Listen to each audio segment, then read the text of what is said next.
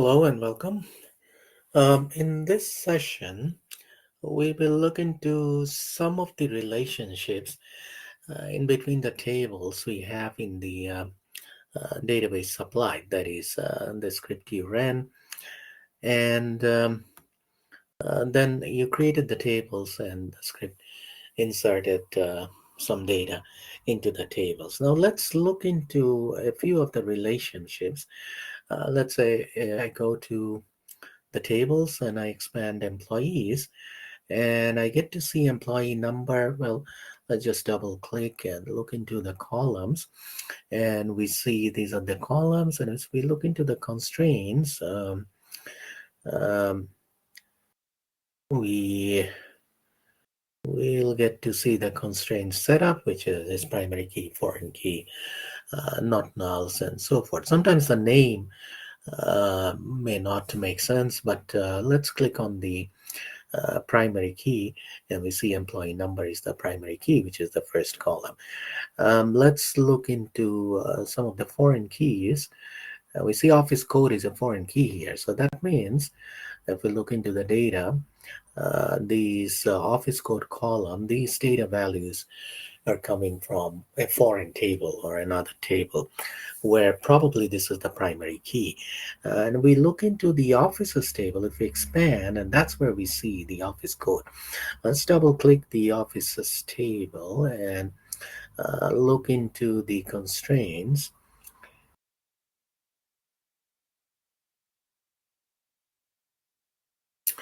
And now let's look into primary key, and then we see, obviously, this is the primary key. So that means there is a relationship going on between employee and offices, where this office code is the primary key in offices, but foreign key in the employees table. Now you can imagine what would be the relationship or the business rule in between employee and office. That means um, perhaps the business rule is like this, that in an office can have many employees working, but an employee can work only for one office. So it's a one-to-many relationship, and we know that the primary key of one side will always go to the many side as a foreign key for one-to-many relationship. That's the rule of thumb. So here office is one side in this relationship and employee is many side. So office code in the employees table, which is for this relationship, is many side. It's coming here as a foreign key. And we look into the data again. We go to employees table, and let's click on the data, and we see that same employee 10, I mean, same office code. There are same office code 111. There are multiple employees working in that office, but an employee is working for only one office. This 1002 is not working for many officers and so forth.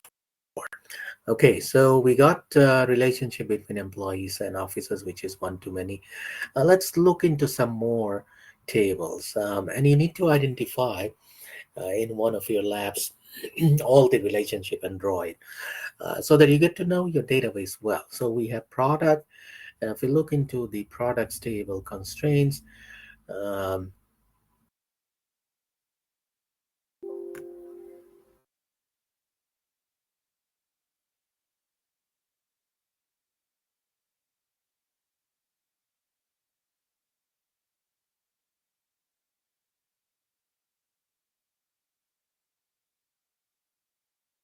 and they are uniquely identifying all the rows. Okay. Um, so this is products table. Now let's look into the orders table, and we have order number of, probably this is the primary key, and we have order date. So what's the relationship between orders and products? Um, for that, we should expand order details table as well. And that's where we get to see order number, both order number and product code is coming there. So if we look into the constraints of this order details table, We get to see there are two foreign keys. So the first one is the order number, so it's coming from obviously order table, and the other foreign key is product code. Of obviously this is coming from the products table. So what does it tell you? It should tell you that there is a many-to-many relationship going on in between orders and products, and the business rule probably could be one order or one receipt has many products in it, and the same product can end up in many orders. It's like I go to Walmart and pick my products in different quantities, and I place an order. So and another person goes to Walmart, he may pick similar products or same products, and he orders. He places another order. So one product, the same product, can end up in many receipts or orders. In other words, if the receipt is in the order, um, and the same order can have multiple products in it. That makes it the business rule. One order can have many products in it. Same product can end up in many orders. So makes it many to many relationship in between orders and products. And we know for many to many relationship, you must introduce a bridge table. Just getting one primary key and putting it into other side will not work. And that bridge table we named here is order detail. And we know that immediately for the bridge table, we need to bring the primary key of the participating entities or tables, which is order and products, their primary key as a foreign key. So the order number comes here as a foreign key, and of course the product code also comes here as a foreign key from the products table. So from the products table, we bring the product code, which is the primary key in the products table. It becomes a foreign key in the bridge table, which is order details table. And same thing, order number is the primary key in orders table, and order number becomes a foreign key in the order details table. That's the purpose of the bridge table. Okay, so it's linking the bridge table, which product, what order, and then we can place the quantity ordered of that product. Okay, because same product may be ordered in different quantities in different orders. Okay, that is the purpose of this bridge table. Okay, so you need to find out, look into all the tables and try to find out which one is the foreign key, where is it coming from, so how the tables are related. So we just noticed a few relationship. One we saw employee and officers, and the other many to many relationship between orders and product. But there will be many other relationships you need to find out. Okay. Now let's switch how to draw this relationship. In the Blackboard, there are plenty of drawing tools link provided. Uh, the EAD drawing tools, you have draw.io, which is a good one. You have Oracle SQL Data Modeler from Oracle. You have Lucidchart, and there are Visio. So many cloud-based project management tools allow you to draw these relationships. So I'm gonna just go to draw.io, and let's click on the link. That should take me to this, and I'm gonna create a new diagram. I already logged in using my Google account, so you can use Google Drive or whatever. So it's picking up my Google Drive account. So you can create an account. I think easy way, if you have a Gmail account or Google account, just log in using that. And then once you log in, you can select what type of diagram you want to export it as. These are the different formats. At the moment, the criteria is, yeah, I can use PNG is to draw the diagram. So for database diagrams, we use entity relationships. So more will be discussed later in the course. It's like, blueprint. Civil engineers look into blueprint.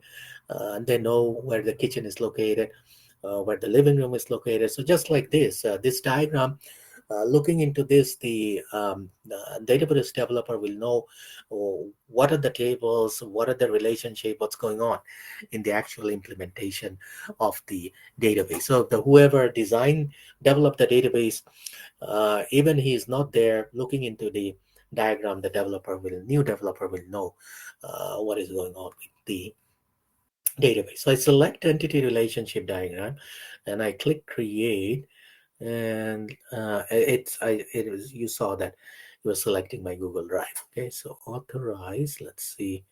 Oh, now it's asking me to log in again. So let's I use you use you can log in any way you want. Let me.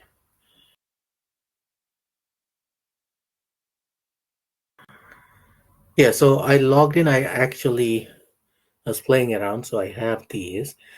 So I show you. It's like if you use Microsoft Shapes, or you get to drag and drop different shapes. So here at the bottom you have entity relationship diagram, and the best practice, you bring in this format where you get to see. Let's drag and drop. Where you get to see the table name at the top and then two column. Um, One column will tell you the constraints like PK for foreign key, FK for PK for primary key, I'm sorry, FK for foreign key, NN for not null, CK for check constraints, UK for unique constraints, and so forth. And the other column, you write the name of the attributes of the columns of the tables.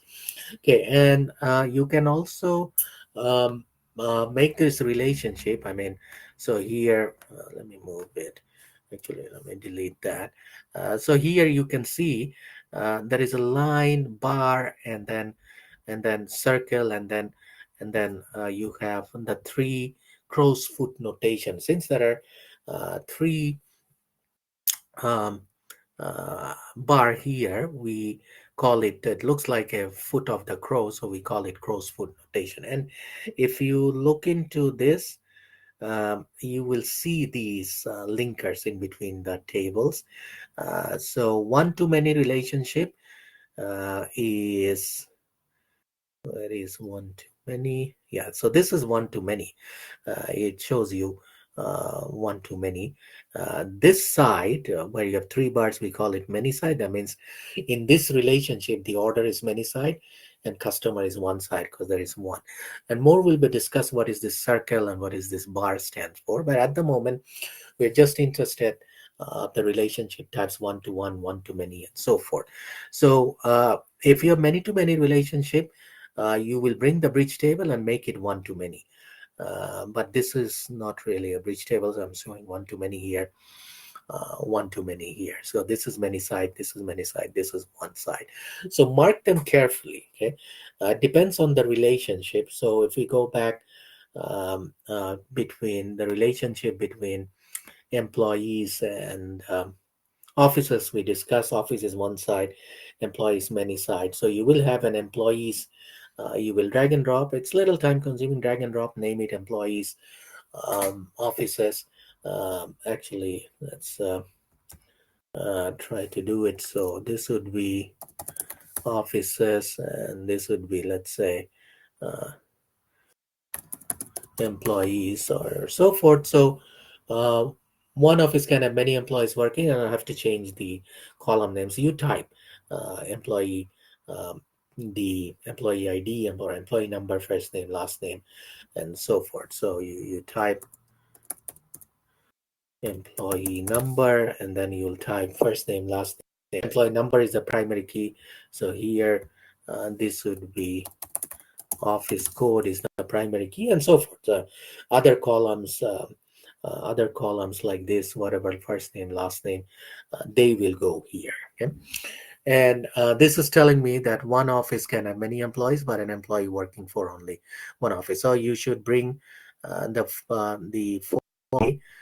which should be the office code is the foreign key, and we mark it as FK. FK once 1, 2 means if there are more foreign keys, what if this table is in relationship with other tables? There are other foreign keys, so you mark FK1, FK2, FK3, and so forth. Same thing with PK, PK1, PK2. If you have multiple column forming the primary key or the composite key. Okay, so this is a cool um, draw.io drawing tool. So you have this one is one-to-one relationship. This one again one-to-one. We'll discuss the circle later, but you should be worried at the moment. You're probably using just one-to-one and one-to-many because the bridge table is the implementation of many-to-many, and the bridge table you will have one-to-many relationships. So there is no usage if you decompose everything of this one many-to-many, because you will bring the bridge table and it will become one-to-many with the bridge. So this is the one, and this is the one you'll be using, and we'll be discussing circle and other things later. So this is a drawing tool you can use, and there are other drawing tools available, whichever works for you. But the purpose is that you get to know your database well. Look into the database, look into the tables, their constraints, identify which table is related with what, how many foreign keys are there, and find out where is it coming from, what should be the relationship, okay? And drawing. Okay, thank you very much.